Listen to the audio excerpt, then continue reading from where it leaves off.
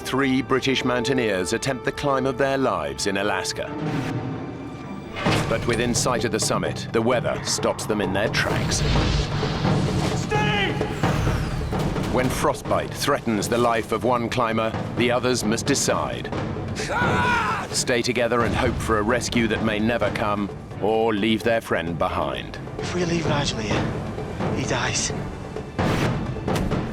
One man risks his life to go for help alone. But tragedy strikes. He faces almost certain death, knowing his friends have little hope of rescue. I've let them down. I've let my mates down, and they're probably going to die.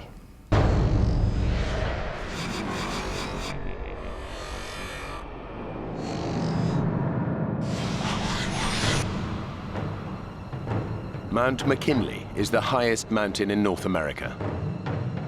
It stands in the Arctic Circle. It's one of the toughest climbs in the world. The team has set their sights on the 20,000-foot peak. They've been climbing for an energy-sapping 2.5 weeks and should be one day from the summit.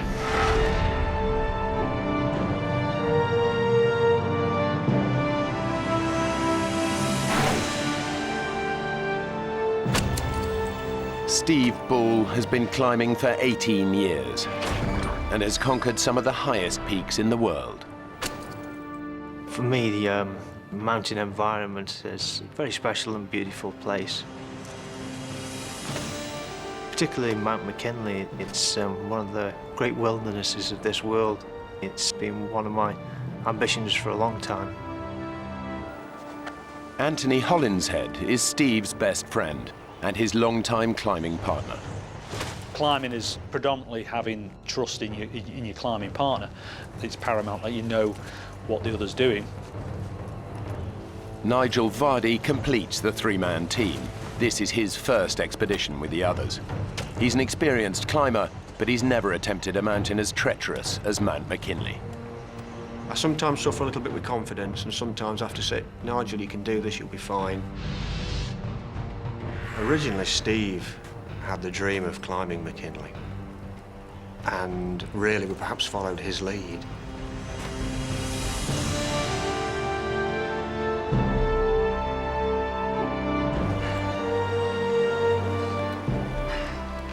It would be the first big expedition that Nigel had done, so I think he was a little unsure of what was in front of him. With Nigel coming into the team, it's obviously changes the team dynamics slightly, I suppose. Stephen and I were used to making decisions. Right, you ready? There's an awful lot of pressure to work together well, because you are reliant on each other. Absolutely reliant. There is nobody else there. Come on, let's get going.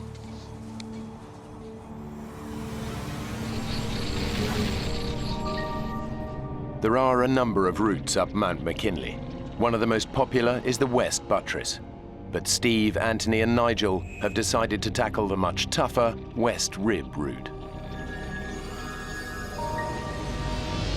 After 17 days of severe climbing, they've reached their last camp at 16,000 feet. They aim to go for the summit tomorrow. The night before the summit bed, we're in the tent. We're all pretty high. I think we're ready for it tomorrow. Now, ladies and gentlemen, dehydrated meat or fish, or how about our lovely powdered vegetarian option? He is a real comedy character to know, is Anthony. Full of life, always got a good laugh. Hey, nice bit of colour you picked up today. You'll be in swimming trunks tomorrow. Did you not put your sunblock on today? Steve's quite the opposite. Steve's a very serious character. Should be like a religion to you, Nigel. You know what the sun can do to your skin up here? Right. Fast up, fast down, OK? So let's strip all the unnecessary gear and pack a kit. What we agreed? Frillies in tutus.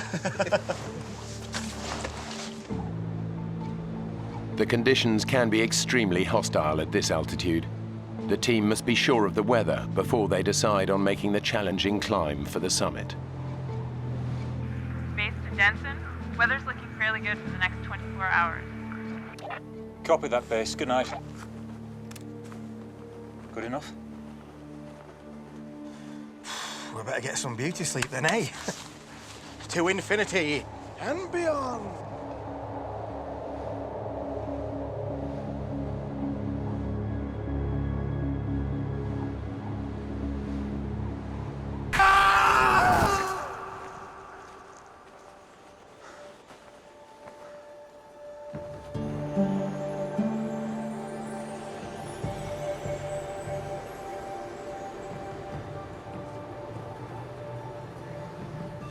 Fellas, you should have had this done earlier. It's a run for the summit, stick the flag on, get the photographs, and back down again. To get to the summit and back before nightfall, they need to travel light. They leave the tent and most of their equipment behind.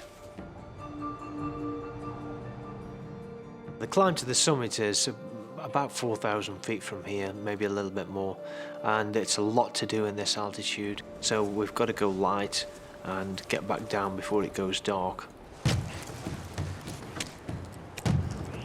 They now face one of the toughest sections of the climb. Steve was sort of, come on, let's get on this thing, bang, bang, bang, and away he went. On the opening stages, I'm not doing bad at all. But as the day is progressing, I'm thinking that we're moving pretty slow and we need to keep it moving a bit faster. It takes us such a long time to cover this. The time's really ticking away. After hours of hard climbing, the team are already behind schedule. They've now reached an area known as the football field, a flat plateau just below the summit. But the weather is changing. As we walked across the top of the football field, the wind started to increase rapidly.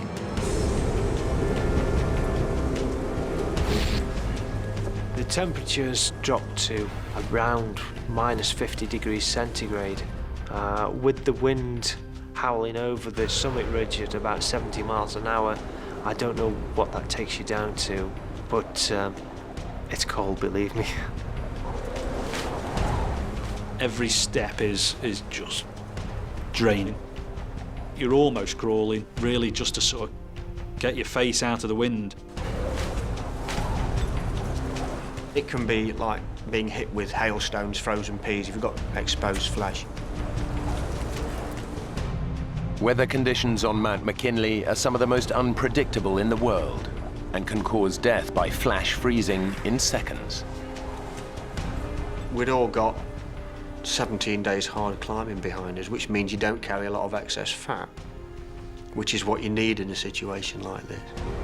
These conditions are very tough for all of them, but for one, the conditions are proving too much. What I didn't realise was how cold Steve was getting. Steve was getting bitterly cold. I can feel myself going down. I'm shivering, my teeth are chattering, my thought process is slowing down, I'm becoming lethargic. Steve, who is leading the team, is beginning to feel the effects of hypothermia. He's literally freezing to death. They're at over 19,000 feet, and the temperature is plummeting. At such altitudes, the impact of an unpredicted storm like this is devastating. Steve is suffering badly. Anthony and Nigel know that they have to get him out of the freezing cold. We need to look for shelter! Get somewhere safe, now! Finding anywhere to hide up there is very difficult. You really are out on your own. Right! Up there! By the grace of God, we found a crevasse at the base of the summit cone. We took our ice axes and opened the face of it up, which was very hard work. I can feel myself going down. I'm shivering. Hypothermia is going to come soon if I don't get out of this wind.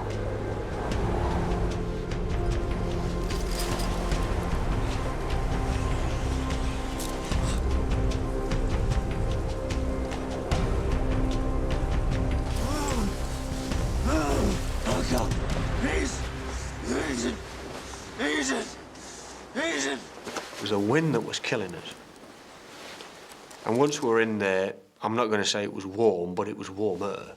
Oh God, please. As the cold's taken effect, your mind's slowing down, your reactions are slowing down, thought process is slowing down. So I'm relying then on others to take care of me. I need you to hug me. I need you to get some warmth into me. Steve asks me to sort of cuddle him, keep him warm, really. You ever tell anyone about this at climbing club? And you're toast.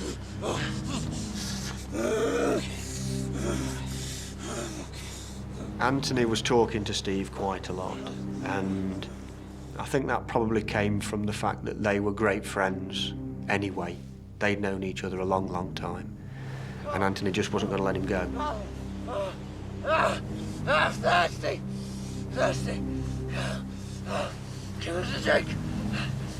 Nice drink. Let's see what we've got here.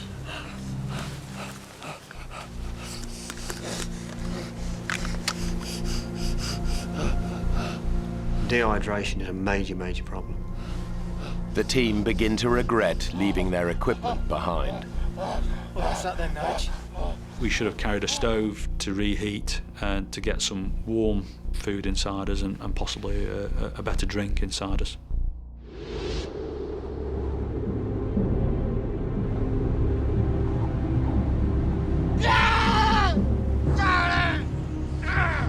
It's all right, mate. It's all right. Just calm down. I'm here, all right? So shh. We got to radio for help. Get them to send help. We'll never get Steve down on our own, not in the state that he's in. We've got no choice. I don't know. He's still shivering and moving. That's a really good sign. Nigel and Anthony know that Steve would want to carry on, but they now must decide if they should call off the climb and send out a Mayday call. It's a very difficult decision to actually decide that we've got to make this Mayday call because we don't know how Steve's going to react. We need to call now rather than waiting till it's too late. Just hope there's enough charge in the battery to get through. Tried to keep it warm, but it's so cold. Is it okay? We'll get a better signal outside.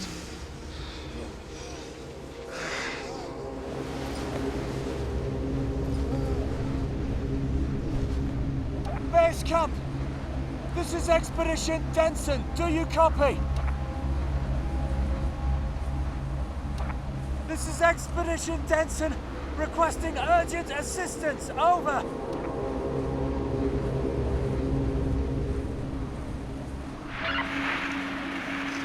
This is Base Camp. Base Camp receiving. If you're trying to reach us, we can hear your button being pressed, but no voice transmission. Repeat, your button, but not your voice. I felt very happy to hear somebody else's voice, that there was somebody there. But they were really struggling to hear us. We need you to respond by click. 1 click for yes, 2 for no. And so they started off, are you this expedition? 1 click for yes, 2 clicks for no. Are you Expedition Zambezi? We just went down until they got a click for yes. Are you Expedition Denson? And at that point, they've got who you are, what route you're climbing, next of kin, equipment, all this information they can use. The storm is too bad to rescue you tonight. We need you to call again in the morning.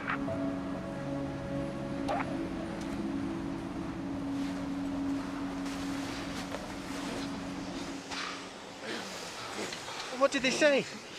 I'm to call. Reconfirm our position in the morning. We've just got to get through tonight. Radio again tomorrow.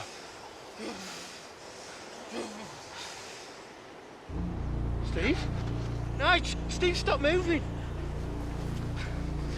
Steve! Steve! Steve is becoming dangerously hypothermic, and now Nigel is also losing his battle against the cold.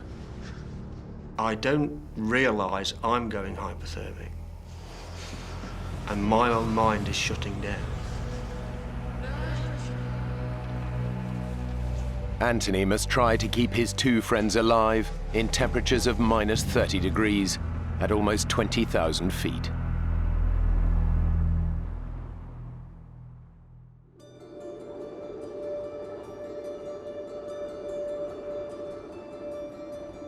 It's been a long night, but eventually Anthony emerges to see if the weather at least may be changing for the better. With daybreak comes another surprise. Morning. You seem disgustingly fit for a man who was a shivering wreck last night. Obviously these big manly arms of mine. Stuffed. Overnight, Anthony managed to slow the process of hypothermia by holding Steve's body close to his own, providing much-needed insulation against the cold.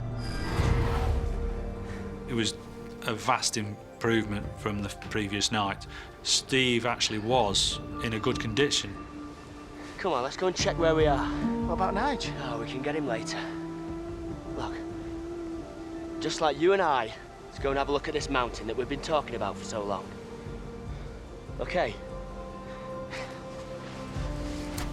At this point, I'm still hoping to make it to the summit, for all three of us to get there.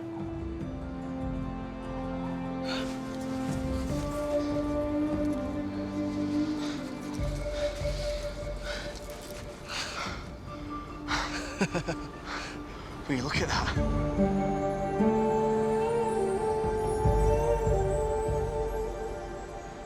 It's there for the taking. Come on, let's go for it. Steve, last night you were pretty bad, you know. Nigel thought, we both thought that he should radio a distress call. What the hell did you do that for? And what did they say? Nigel went outside to make the call. He said the radio didn't seem to be working. One last push and we're there. So let's get back radio base and tell them that we're all fine now. I'm sorry, mate, but you were a real mess. It's fine. Really.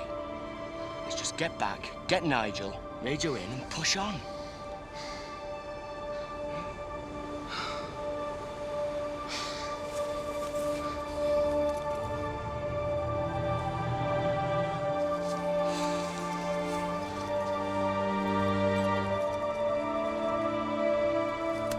Nigel still needs to radio in to confirm their position and let base camp know that their emergency is over. I took the radio and I put it on the edge of the crevasse top while I hauled myself up and my rucksack. And I knocked it with my elbow. And just watched this little black dot go flying down the slope. And I thought, you prat.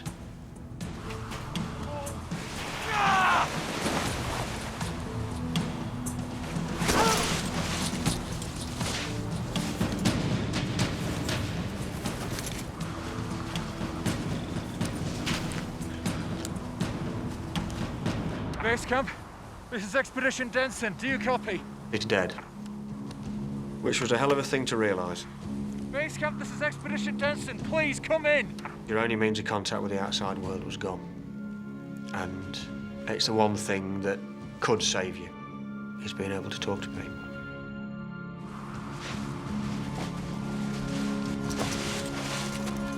Nigel! Is everything okay? Guys, I'm so sorry. I've dropped the radio. I've broken it. Nige, your face. I'd missed this completely. I'd not realised it was happening. And he looked at me and I could feel his hand come up and pull. I got balaclavas here and just pulls them over. And I can't feel this cold. I can feel numbness, but I can't feel any further.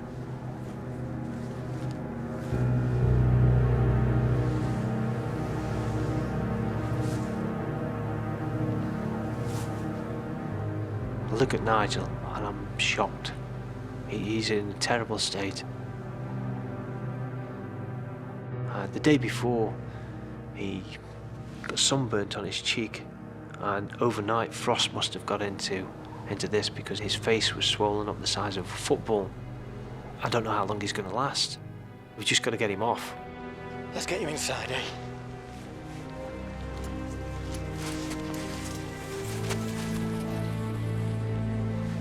Look, Steve, so sorry. Maybe the two of you can push on. I know how important getting to the top is for the both of you. Look, let's not worry about that now, okay? Steve and Anthony took it fantastically well, actually, and I felt immensely guilty. Still do. We've got to get down. Get him to a hospital and quickly.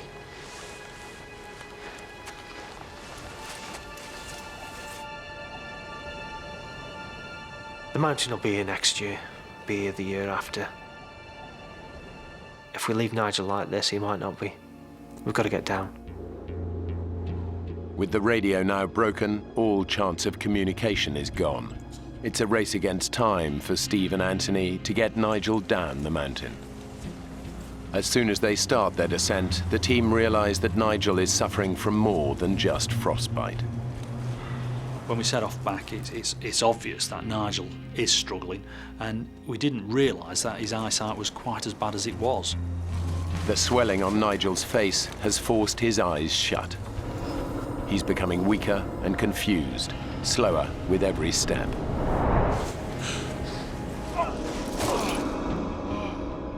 It's a feeling of being out of control. Nigel! Keep moving! He was falling over and tripping over. It was painful to see. Steve was starting to cool down as again, and that was becoming a concern for Steve. I am worried about both Steve and Nigel at this stage. Stand left out. Put it round me. Go on, fellas! Keep the pace! Come on! Put it round me. Come on! The temperature has now dropped to around minus 30 degrees. Nigel is slowing the team down, and Steve knows that it won't be long before he again succumbs to the cold. We've got to get down. We've got to get somebody down now and organise a rescue.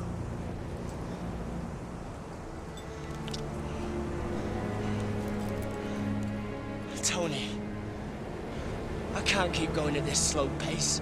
I'm going to go hypothermic again. I have to go down on my own. The decision when Steve says this to me is do I stay with Nigel or do I go with Steve? If we leave Nigel here, he dies. I didn't think Nigel was in a fit condition to sit it out on his own. I don't think he would have lasted very long if he'd been left to his own devices. You're the only one who can make that descent on their own. It's up to you, mate.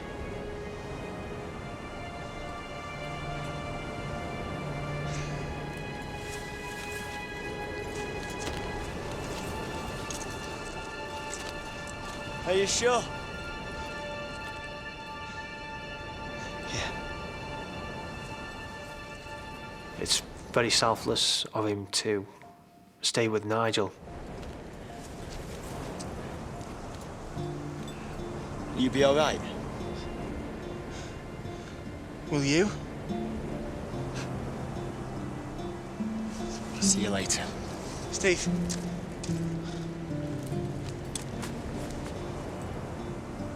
Watch your step.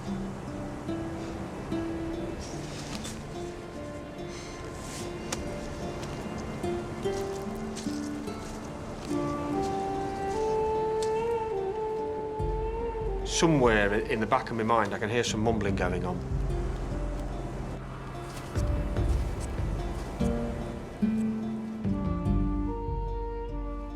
And Steve walks away.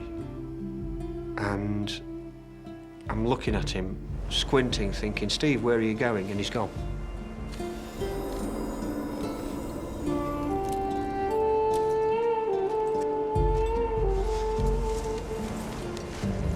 Nige, we're just gonna settle ourselves here for a while, okay? Yeah? I'm trying to keep it from the forefront of my mind, but it's obvious that there is a chance that Nigel could die. It's a weird experience seeing Steve go off on his own. It's a massive responsibility for me to get down, and I feel the weight of that responsibility. It's on my shoulders to make sure that these pair live.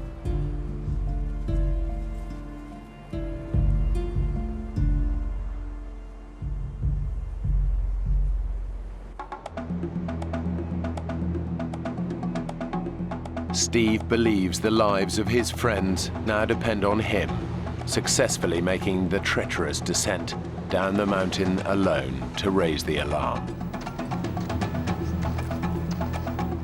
He's decided to descend by the more popular West Buttress route, where he hopes he's more likely to meet other climbers. But it's not the route the team used for their ascent, so Steve has no experience of it. The pressure's on to get down really fast now, but I can't pick out where the route's going. I'm worried at this moment that I'm not going to be able to get down quick enough for Nigel. I know that sometime Anthony will make a decision that he's got to get down if no one's come up to rescue him. And I'm worried that if he leaves that decision too long, he too is going to die up there. I need to get down as fast as I can. Steve knows he has to find the most direct way down, no matter what the risks.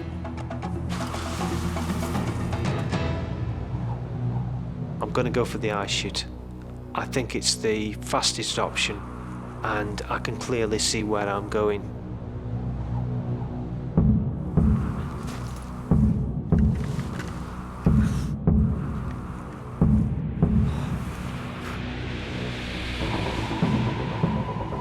Down climbing is much harder than up climbing, and when you've not got a rope on or someone to care for you up above, the risk's high.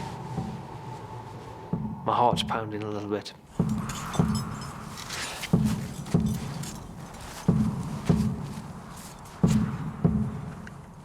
Everything seems firm, everything's holding. Okay, big breath, come on, let's go. Good. Solid. Okay. Another placement. It's good. Solid. Good. Solid. Good. Solid.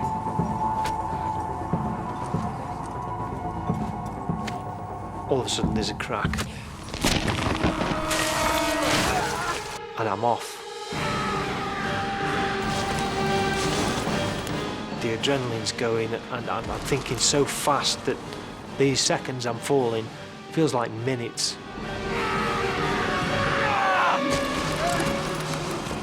There's absolutely no way I can plant this ice axe to stop my fall. It would just rip my arm out of the socket. I need to stop.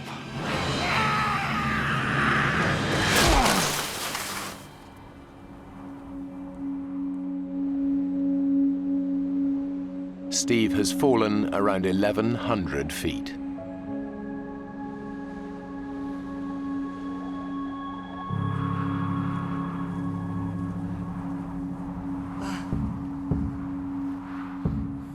Oh, I can't believe I'm still alive. The fall should have killed me.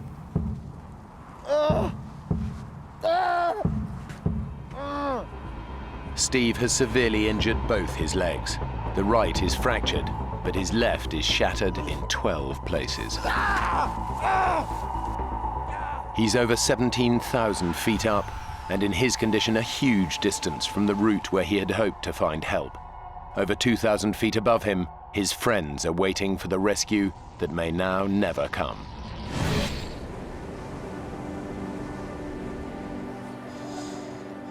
We still can't eat or drink anything, and this is almost 36 hours after we'd set off. So, you know, it's a long time to go without taking anything on board. There is little we can do to stay warm without using our energies up. Not knowing quite what the next step is going to be. And we're telling kiddies jokes, which aren't very funny. How do you keep a dog from smelling? Hold his nose.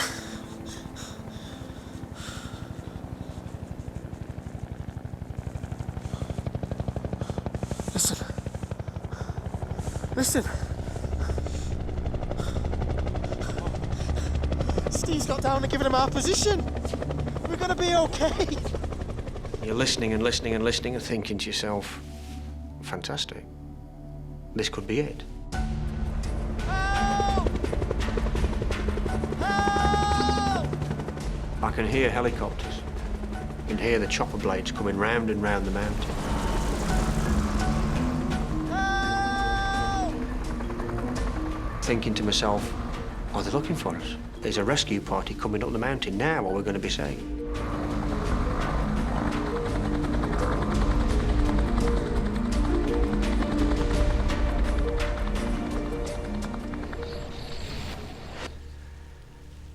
And the blades go away and sink into the distance.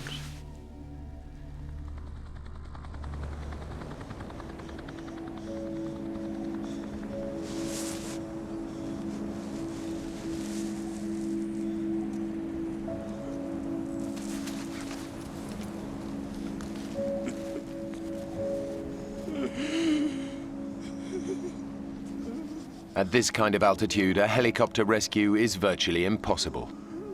Whatever they can hear, it's unlikely that it's deliverance.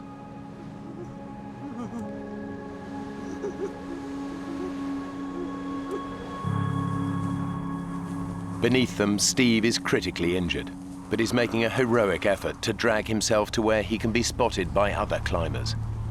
His injuries are so bad he might not live, but Steve believes that if he fails, all three of them will die on the mountain. I've got to gain access to the popular route where people will be coming up. But my only hope is going back up the ice chute I've just fallen down. I've still got the crampon on my right leg, and I'm using that right leg to purchase me up. I can feel the bone grating as I'm going.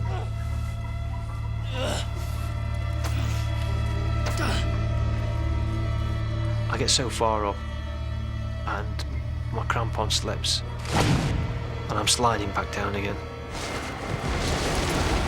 On the way down, I bang my left leg.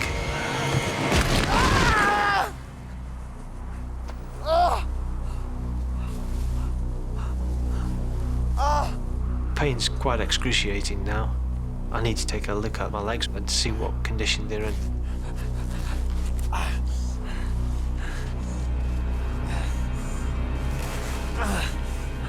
I roll up my trousers.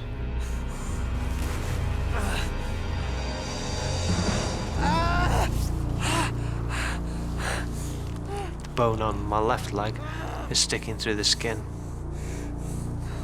I'm really concerned now that I might bleed to death.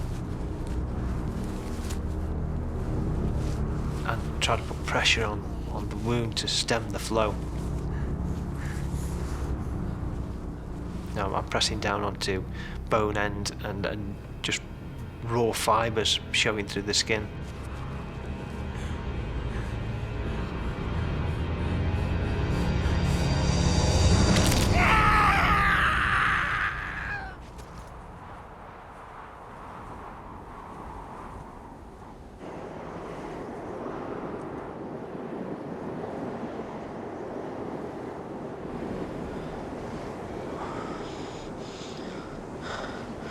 Knock, knock. Who's there? Lettuce. Lettuce who? Lettuce, and it's freezing.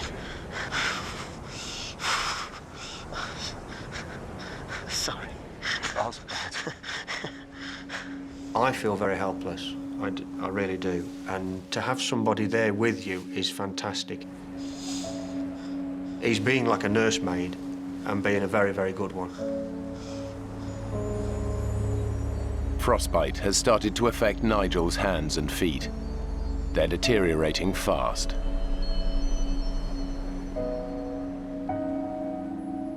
Nigel's extremely weak. He's very cold, and myself, I'm actually getting colder at this stage. Let's get this glove back on.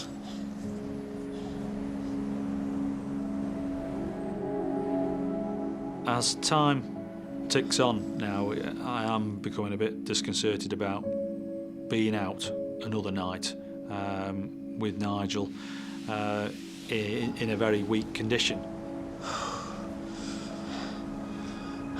Come on now. Won't be long. Could be on the way any minute.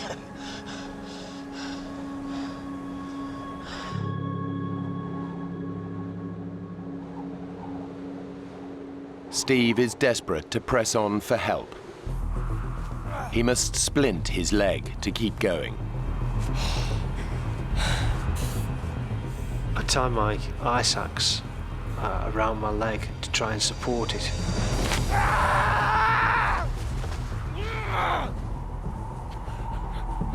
Everything's lined up now, and I'm looking in better condition.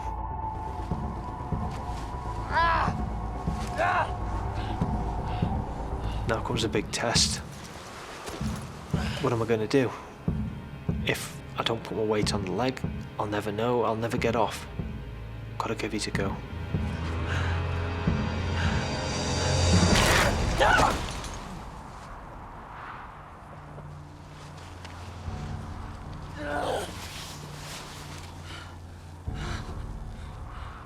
I'm sitting here in the snow, wondering what the hell I'm going to do. I can't stand up and walk. I've tried crawling.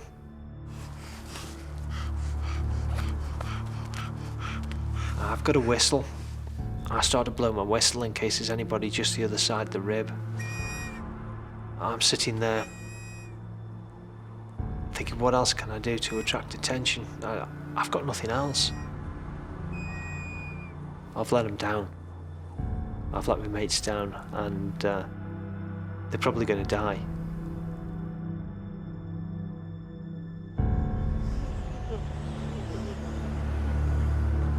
They have now been exposed on a barren mountainside for hours. And even though the Arctic nights are very short, as the sun gets lower, it just gets colder and colder.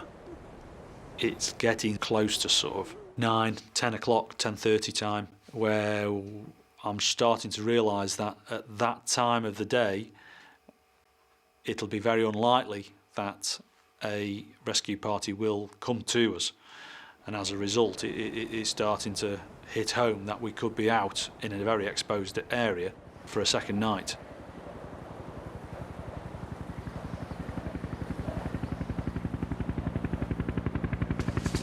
Nigel? Nigel? Oh, God, please.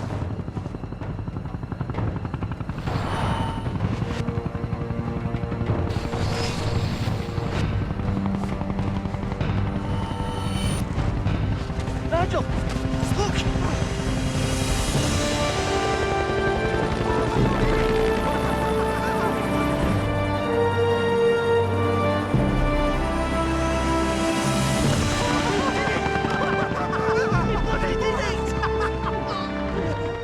We thought Steve was the hero of the day for raising the alarm and getting the helicopter to us.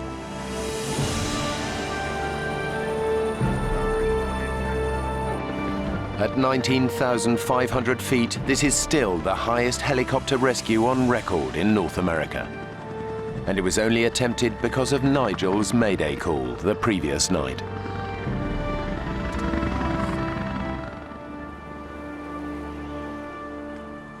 But it's not looking good for Steve.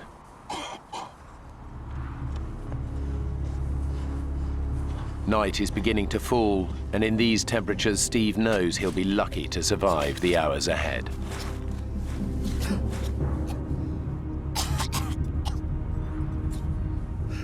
I've got to look after myself for the night now. I've got to think about shelter, about keeping myself warm. What if the wind comes down the mountain? I untie my ice axe from my leg, and I etch out a shallow hollow and build up a small wall. It's enough to keep any wind off. I need to make sure that I stay awake when it's dark. If I don't stay awake, I die.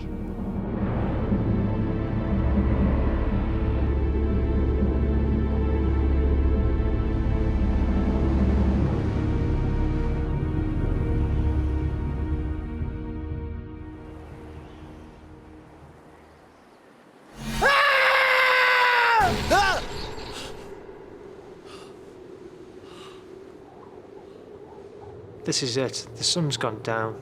If I think about 4 hours in the dark, temperature's down to minus 50 centigrade, and surviving it, it's a long, long way to go. Steve's body is succumbing to the cold. He tries desperately to stay alive. I'm thinking about my family back home in England. That's keeping me going. I want to see my family. I want to go home to them. I've got to stay awake.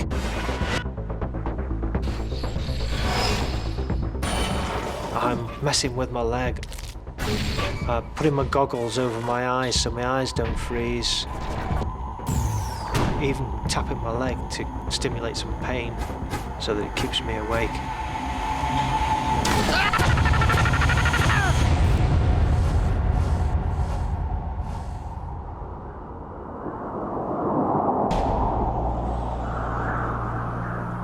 Climber Steve Ball has had an horrific fall on Mount McKinley. He's been stranded for 15 hours with terrible injuries in unbelievable cold. His fellow climbers, Anthony and Nigel, have been rescued. All he can do now is hope someone finds him before he dies. Steve! His friends have no idea that Steve is still lost on the mountain. Somebody came into my room in the hospital to ask me what Steve was wearing. It's only then I actually realised that Steve wasn't in a place of safety. He'd been there for up to 12 hours out, exposed on the mountainside, and nobody knew where he was.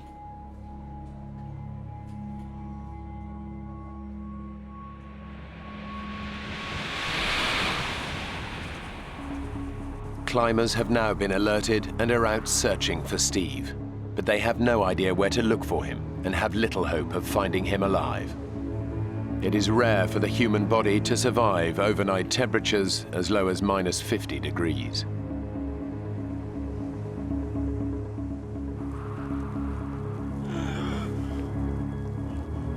I can't feel my feet anymore. My nose is cold. I don't want to take my fingers out of my pockets. I just want to stay huddled up. I haven't got a lot left. I'm starting to lose it. Steve's lost all hope of being saved. He hasn't made it to the path. All he can do is wait for death.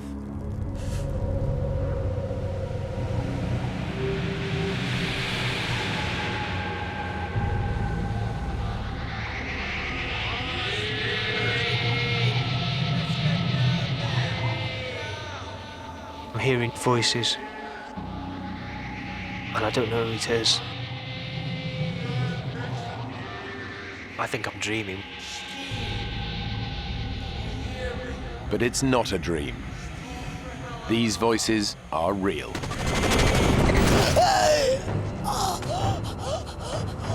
Tom, on the radio, quick. I know these voices, and I know I'm being rescued.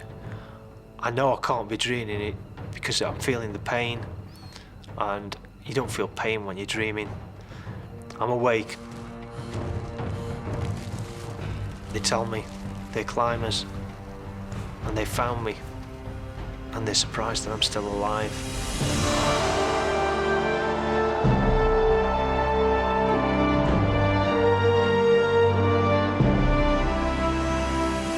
I'm cold, but I'm alive, and I'm going to stay alive. I want to go home.